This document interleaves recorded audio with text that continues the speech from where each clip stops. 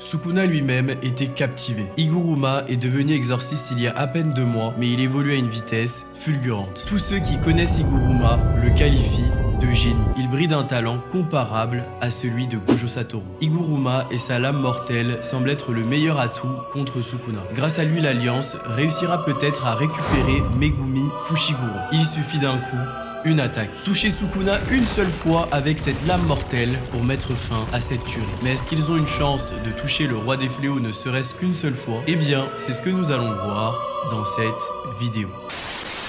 Salut la team, j'espère que vous allez bien. On se retrouve aujourd'hui pour une nouvelle vidéo à propos de Jujutsu Kaisen. Dernière review de l'année, ça régale. Aujourd'hui, on va parler du chapitre 246 et vraiment les gars, quel chapitre. C'est vraiment la guerre, on peut perdre n'importe quel personnage à n'importe quel moment. Est-ce que Chozo est mort? J'espère vraiment pas les gars. À part ça, je trouve que le chapitre, pour une fois, annonce des choses positives. Megumi semble avoir une chance d'être sauvé. On parle pas mal de son retour de manière très concrète, contrairement à Nobara et Gojo. Le combat fait rage entre l'Alliance et Sukuna. L'objectif de l'Alliance est donc de réussir à toucher Sukuna avec l'épée du bourreau. Iguruma montre qu'il a un potentiel de fou furieux, étant comparé directement avec Gojo Satoru. Et franchement, c'est pas rien. Ce chapitre ouvre à pas mal de théories pour la suite. Personnellement, je pense qu'ils réussiront à sauver Megumi, et je vais vous expliquer comment. Si tu veux tout comprendre sur le dernier chapitre de 2023 de Jujutsu Kaisen, tu es au bon endroit. Comme d'habitude la team, je vous invite à liker, à vous abonner et à activer la cloche de notification pour ne louper aucune vidéo. On est bientôt 60 000 sur la chaîne et vraiment je trouve ça fou.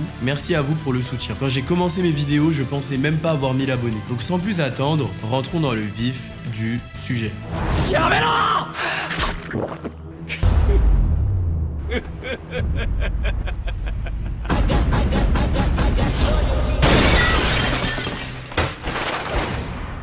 I got loyalty inside my DNA. I got loyalty inside my DNA. I got peace, got war and peace inside my DNA. I got power, poison, pain, and joy inside my DNA. Le chapitre démarre sur le champ de bataille de Shinjuku. Rappelez-vous que Sukuna à l'issue du procès avait été inculpé d'une peine de mort et d'une confiscation. Mais la confiscation s'est faite uniquement sur son objet maudit, le rendant encore capable d'utiliser son sort de découpe. Il envoie donc ses slashs sur Iguruma et Kusakabe. Kusakabe se lance sur Iguruma pour le protéger, sachant que son épée du bourreau est leur meilleur atout contre Sukuna. Il utilise un territoire simple pour se protéger et atténuer les dégâts des slashs de Sukuna. J'imagine que vous le savez déjà, mais le territoire simple est une technique anti-domaine qui crée une petite barrière autour de l'exorciste pour le protéger d'un sort intouchable ou d'une technique occulte. Par cette utilisation, Kusakabe a pu se protéger et protéger Iguruma. Il déclare qu'il fera tout pour le protéger, étant donné que l'épée du bourreau est leur plus grand atout contre Sukuna. Mais bon, il regrette directement ses propos. Franchement, Kusakabe il me fume, il me fait un peu penser à Shikamaru. Il est constamment terrifié, mais quand même, c'est quelqu'un sur qui on peut compter. Rappelez-vous qu'il a réussi à tanker un Uzumaki de Kenjaku quand même. Son utilisation des fondamentaux est très certainement une des meilleures du manga. Kenjaku lui-même disait que c'est un adversaire particulièrement érudit. Ce n'est pas étonnant que son sort dans une certaine mesure lui permette de se protéger des slashs de Sukuna. Kusakabe nous donne par ailleurs pas mal d'informations. Sukuna les a attaqués avec son sort de découpe de base, Dissection. Le coup avec lequel Sukuna a vaincu Gojo est le sort Dissection avec une cible élargie. Si Sukuna les attaque avec Lacération ou avec le Dissection qui tranche la réalité, les alliés sont pour ainsi dire morts. S'ils ont pu survivre au coup de Sukuna, c'est parce qu'il les a attaqués avec son sort de découpe le plus simple, le moins puissant. Si Sukuna utilise Lacération ou le Dissection qui tranche la réalité, aucun territoire simple, aucune amplification du territoire ou quoi que ce soit ne pourra les sauver. Kusakabe se pose même des questions concernant le sort de feu que Sukuna a utilisé à Shibuya. Et oui les gars, on n'a toujours pas l'explication derrière cette technique. Kusakabe se dit que ce sort qui a one-shot Jogo pourrait tous les tuer extrêmement rapidement. Kusakabe induit autre chose d'assez intéressant. Il semblerait que Sukuna ne peut pas utiliser le Dissection qui tranche la réalité à volonté. Il est clair que s'il avait utilisé cette attaque directement sur Iguruma et Kusakabe, il serait mort sur le coup. Kusakabe en déduit donc deux possibilités. Soit Sukuna doit attendre un certain temps avant de pouvoir utiliser ce sort, ou alors Sukuna doit faire un pacte maudit pour réaliser cette attaque. C'est assez logique qu'un pouvoir aussi puissant ne puisse pas être utilisé à volonté. Pour revenir sur le combat, Sukuna remarque que les compétences de Yuji, mais aussi celles des autres exorcistes, ont augmenté. N'oubliez pas qu'ils se sont entraînés pendant un mois pour cet affrontement. Mais Sukuna n'a pas l'air pressé de les vaincre, ça se voit qu'il est en train de s'amuser, tout simplement, il n'est clairement pas à fond. Il semble dans le même mood que lors de son affrontement contre Megumi. Shozo tente d'utiliser percée sanglante contre Sukuna. Mais avant que l'attaque ne puisse l'atteindre, Sukuna transperce Shozo avec ses deux bras. La vitesse de Sukuna est vraiment impressionnante, car rappelez-vous à quel point percée sanglante est justement une attaque extrêmement rapide. Et oui, Shozo le GOAT semble être grièvement blessé. Gege Akutami avait fait 2 illustrations sur lui la semaine dernière. Est-ce que c'était un présage de sa mort?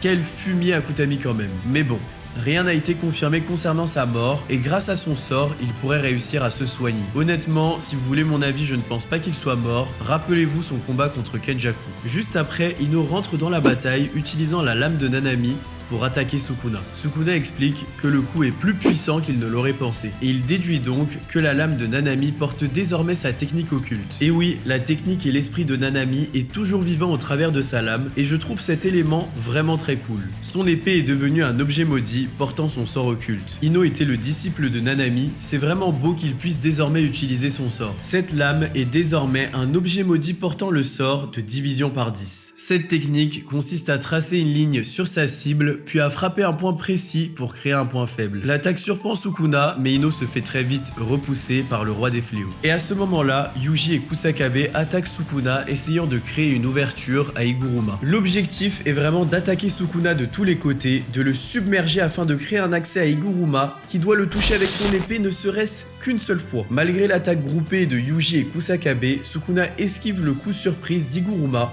et le repousse violemment, l'envoyant très loin. Yuji accourt vers Iguruma pour ne pas le laisser seul avec Sukuna. Mais la vitesse du roi des fléaux est réellement beaucoup trop élevée.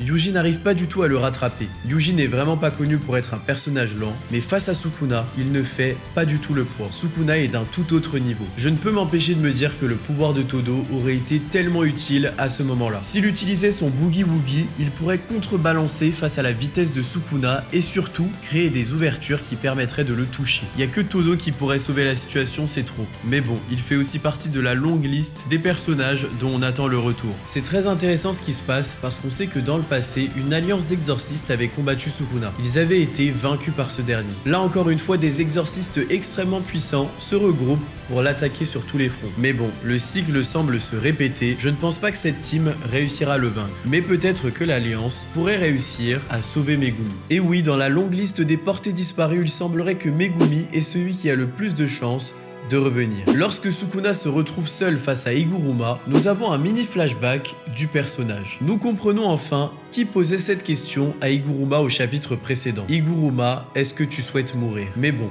j'y reviendrai. Iguruma donne des informations supplémentaires au sujet de son sort. Il explique que l'épée du bourreau s'attaque uniquement à l'individu coupable. Elle s'attaque directement à son âme et pas aux autres s'il y a plusieurs âmes dans le même corps. On a eu la preuve de cela durant l'affrontement d'Iguruma face à Yuji. Yuji n'a pas vraiment été retenu coupable des massacres de Shibuya parce que ce n'était pas lui qui les avait réalisés. S'il n'avait pas plaidé coupable, il n'aurait pas obtenu la peine de mort. Judgman avait remarqué la présence de plusieurs âmes en Yuji. Iguruma expliquait que les preuves apportées à sa connaissance déclaraient Yuji innocent. Si Sukuna est touché par l'épée du bourreau, le corps et l'âme de Megumi seront libérés. C'est sûrement leur meilleure chance de réussir à sauver Megumi. Vous devez sans doute vous dire que si Megumi revient, il ne sera qu'un légume dépressif qui a tout perdu. Mais moi les gars, je suis persuadé que la vraie puissance de Megumi réside dans les ténèbres. Le narrateur nous disait que Megumi s'enfonçait davantage et davantage dans les ténèbres. Rappelez-vous que l'extension du territoire de Megumi n'a jamais été complète. Nous n'avons jamais vu Sukuna l'utiliser. Rien que pour cela, je suis persuadé qu'il reviendra. Nous allons enfin savoir ce qu'était cette colonne vertébrale dans le fond. Megumi a le potentiel de surpasser Gojo et je prévois une grosse vidéo à ce sujet. Pour revenir sur Iguruma, son plan est donc de tout faire pour atteindre Sukuna avec l'épée du bourreau. Il a bien conscience qu'il risque d'y laisser la vie, mais Iguruma se perçoit comme un criminel qui a trahi la loi. Il estime qu'il ne mérite pas de survivre à ce combat et que son rôle est simplement d'accomplir sa mission. En ce sens, Yuji comprend parfaitement ce qu'Iguruma ressent car ils sont très similaires. Yuji n'a pas peur de mourir et tout ce qu'il souhaite, c'est de mourir entouré en ayant accompli sa mission. Iguruma, tout comme Yuji, se voit comme un rouage dans la grande machinerie